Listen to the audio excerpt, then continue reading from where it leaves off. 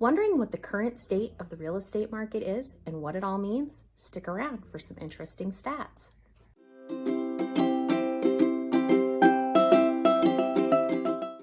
Hey there, welcome to the Gina Sells Idaho YouTube channel. I'm Gina, and today I'm sharing some market statistics from the recent Forecast Summit from the National Association of Realtors. In fact, I'm going to share some slides with you from that specific presentation. There are some interesting numbers that are a good reflection of why we aren't projecting a housing market crash, even though the median sales prices dropped. First, home starts are down.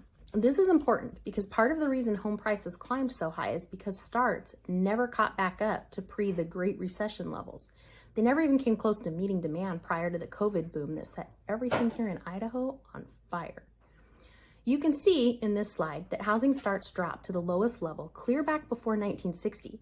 They were on their way up, but they barely exceeded 1 million before they started to drop again as builders hedged their bets. It's not just a drop in sales that affected this either. Cost of materials and labor, when you can find it, are super high. They aren't going to start what they don't think they can finish. Well, some do, but that's a different video. Now, let's look at the median home price. This graph only goes back to 2000, but you can see that home prices fluctuate regularly. If you look at the 2008 area where prices took a dive, you can see that they recovered really well.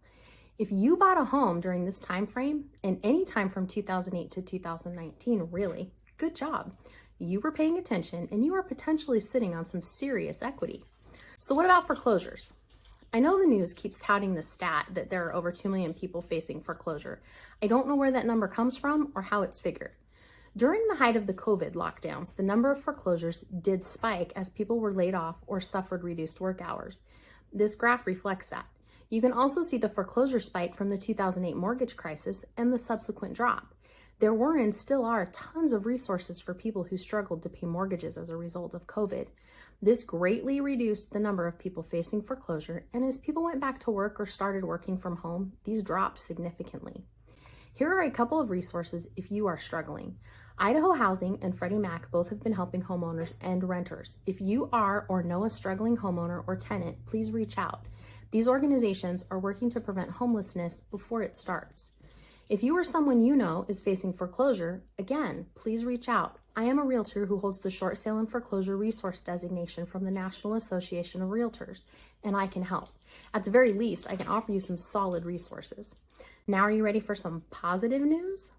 Mortgage interest rates are down, and they are projected to settle around 5.5% next year. Unemployment is down, payroll is up. Utah, Idaho, Florida, and Texas are solid post-COVID. All of these stats are suggesting to me that now is a good time to buy real estate, and all the price reductions here locally are catching my attention.